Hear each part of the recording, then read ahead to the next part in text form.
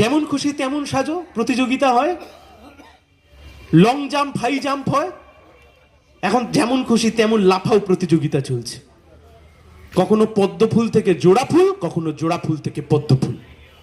সকালে যে নেতা পদ্ম ফুলে বসে আছে, বিকেলে সে জোড়া ফুলে যাচ্ছে। রাত্রিবেলা যে জোড়া ফুলে বসে আছে, সকালবেলা সে পদ্ম ফুলে যাচ্ছে।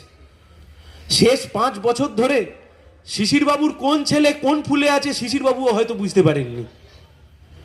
আমরা আপনাদের কাছে জানতে চাইছি, পশ্চিমবাংলায় এ দৃশ্য ছিল?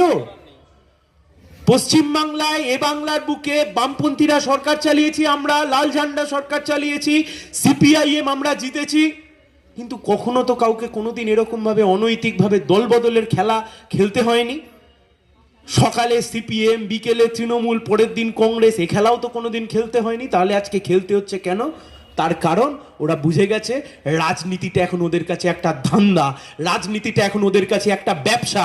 এই ব্যবসাতে যদি পয়সা কামাতে হয় তাহলে যখন যেদিকে লাভ আছে তখন সেদিকে যাও।